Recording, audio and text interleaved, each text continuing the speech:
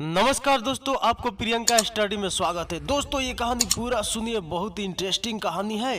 तो चलिए शुरू करते हैं। एक तो ये जाम और ऊपर से रोज रोज ऑफिस से लेट और हो, मन में विकास ने कहा। यह रोज की रूटीन था।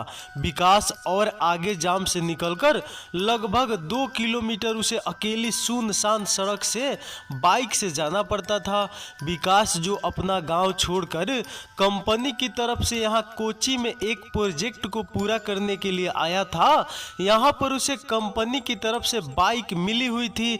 विकास को जो कॉटेज मिला था वो शहर से थोड़ा दूर पहाड़ों में था। विकास रोज की तरह 8 बजे उसी सुनसान सड़क से निकल रहा था। कुछ ही दूरी पर उसे एक गाड़ी पेड़ से ठुकी हुई दिखाई दी।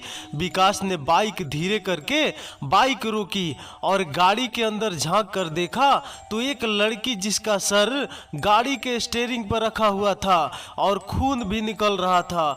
विकास को समझ नहीं आ रहा था कि वो अब क्या करे। तभी वहां से एक कार गुजरी और विकास के पास आकर रुकी। कार वाले ने कहा, अगर कोई मदद चाहिए तो बता दो। विकास ने मना कर दिया। विकास ने कहा कि वो ऐसे ही रुका है गाड़ी लेके।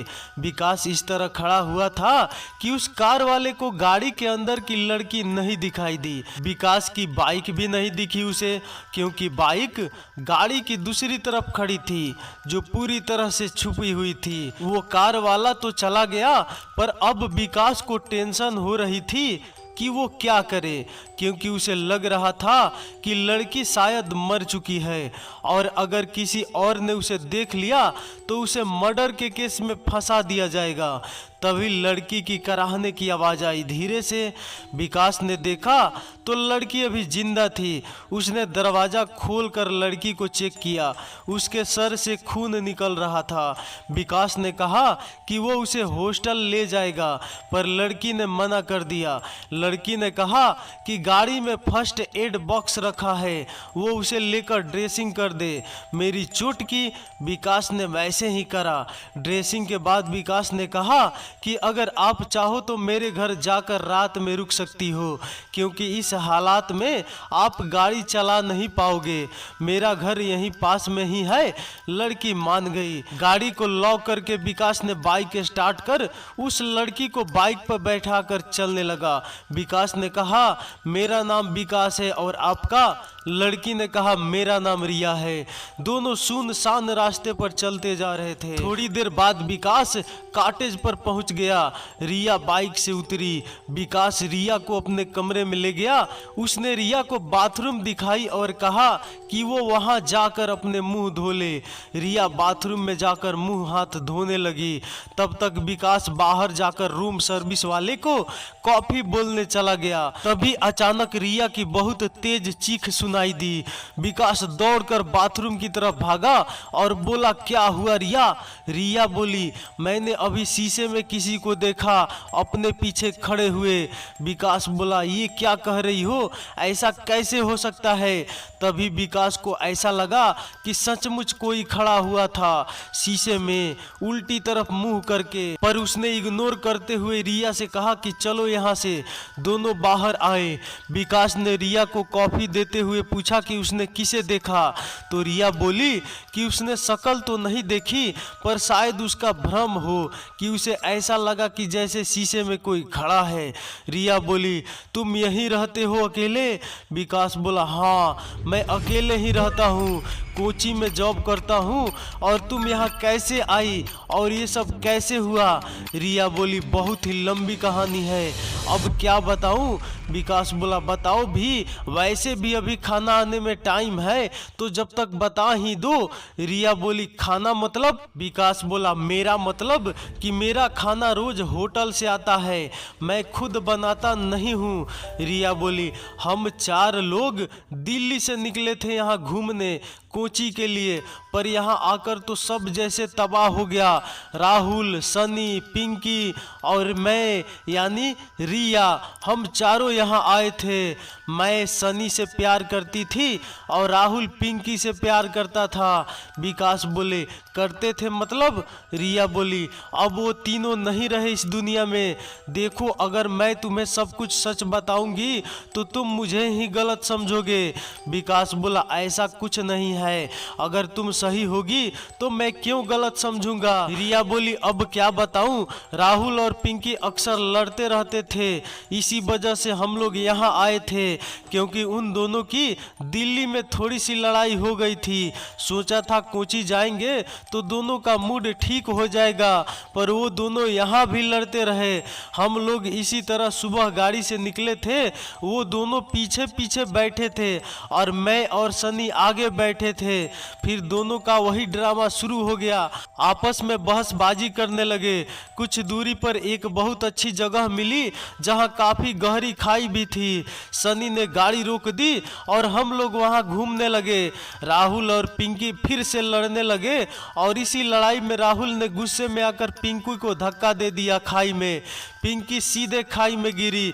मैंने राहुल से कहा कि वो पागल है क्या, ये क्या कर दिया उसने। पिंकी के घर वालों को क्या जवाब दूंगी मैं। राहुल बोला, मुझे नहीं पता, दिमाग खराब करके रखा था इसने, इसलिए मैंने ऐसा किया। दिमाग तो तुझमें वैसे भी नहीं है। उधर से सनी ने कहा, क्या जरूरत थी ये सब करने की। राहुल ने ये सुना तो वो सनी पर चढ़ने लगा कि ये सब तेरी वजह से ही हुआ है, तू ही लाया था यहाँ हम सबको और ये तेरा ही प्लान था। अब ऐसा है, अपना दिमाग ज्यादा मत चला, हम लोग नीचे चलते हैं। पिंकी को देखने सनी ने कहा।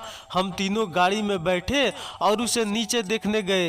वहाँ पिंकी की लाश पड़ी हुई थी एक पत्थर के पास। उसके सर से काफी खून निकल रहा था और वो शायद अब मर चुकी थी।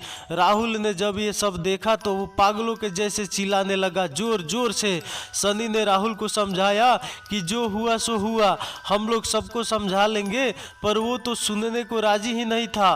पागलों जैसे हरकत करने लगा था वो। क्या मुझे पानी मिलेगा? रिया को बोलते बोलते प्यास लग आई थी। विकास किचन से पानी लेने गया। रिया ने पानी पिया। पानी पीने के बाद रिया ने कहा कि राहुल ने पत्थर उठाकर सनी को मार दिया, जो सनी के सर पर लगा, जिससे खून बहने लगा और वो वहीं बेहोश हो गया। इसके बाद राहुल ने गुस्से से मेरी तरफ देखा और मेरे पीछे मुझे मारने के लिए भागा। मैं जल्दी से गाड़ी में बैठी और गाड़ी स्टार्ट करके सीधा वहां से निकली। पता नहीं राहुल में इतनी शक्ति कहां से आई थी, वो मुझे अपनी गाड़ी के साथ साथ चलते हुए दिख रहा था। मेरी तो हालत खराब हो चुकी थी। तभी अचानक राहुल मेरी गाड़ी के सामने आ गया और गाड़ी पेड़ से टकरा गई और मैं बेहोश हो गई।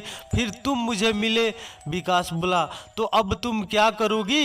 रिया बोली, समझ नहीं आ रहा कि किस मुंह से घर जाऊं और क्या जवाब दूंगी कि मेरे सारे दोस्त कहाँ गए। विकास बोला, देखो तुम इतनी चिंता मत करो, कुछ नहीं होगा। रिया बोली, मुझे तो यह समझ नहीं आ रहा कि राहुल में अचानक कितनी शक्ति कहां से आ गई थी। ऐसा लग रहा था कि जैसे उसमें कोई शक्ति आ गई थी। विकास बोला, क्या अभी वो जिंदा है? रिया बोली, शायद वो मर चुका है। इतना कहने के बाद रिया ने विकास से कहा कि उसे बाथरूम जाना है। जब रिया बाथरूम की तरफ जाने लगी तो विकास ने इस बात पर गौर किया कि रिया के पैर उल्टे हैं। विकास बुरी तरह डर गया। थोड़ी देर बाद रिया वापस आई तो रिया के पैर बिल्कुल सही थे। विकास को लगा कि शायद ये उसका भ्रम हो, पर उसे अब रिया को लेकर थोड़ा डर लगने लगा। उसने एक दूसरा पलंग बिछाया अपने लिए और रिया को बेड पर सोने के लिए कहा। अभी दोनों को लेटे हुए 2 घंटे ही हुए होंगे। सोते सोते विकास को लगा कि जैसे कोई उसके बगल में खड़ा हो और उसके बिस्तर को हिला रहा हो। विकास की आंख खुली तो कुछ नहीं दिख रहा था, बस कमरे में धूप अंधेरा था। उसने रिया की तरफ देखा तो वो सो रही थी, पर ये आवाज कहां से आ रही थी कुछ समझ नहीं आ रहा था। विकास फिर आंखें बंद करके लेट गया, पर लेटे लेटे उसे ऐसा लगा कि जैसे उसके ऊपर कोई बैठा हो। आंखें खुली खोली तो देखा कि रिया उसके सीने के ऊपर बैठी है। रिया की आंखें बिल्कुल लाल हो रही थी और बुरी तरह गुर्राने की आवाज निकाल रही थी। विकास ने रिया को जोर से धक्का दिया। रिया पलंग से नीचे जा गिरी। जमीन पर गिरने के बाद वो अजीब तरीके से घुर्राने लगी। विकास को कुछ समझ नहीं आ रहा था कि वो क्या करे। रिया दरवाजे से काफी दूर गिरी थी तो विकास जल्दी से कूदकर दरवाजे की तरफ भागा और घर से बाहर निकला। घर से बाहर आकर एक सड़क के किनारे खड़ा हो गया। उसकी सांसें बहुत तेज तेज चल रही थी। तभी दूर से एक जीप आती दिखाई दी। विकास ने जीप रुकवाई और पुलिस वालों को अब तक हुई सारी घटना के बारे में बता दिया और पुलिस से कहा कि वो उसके साथ चले उसके घर तक। विकास जीप में बैठा। थोड़ी देर में वो लोग पहुंच गए। विकास ने दरवाजा खोला तो पुलिस वालों और विकास की आंखें खुली की खुली रह गई। रिया की बॉडी बिस्तर के पास पड़ी हुई थी और सर से खून निकल रहा था।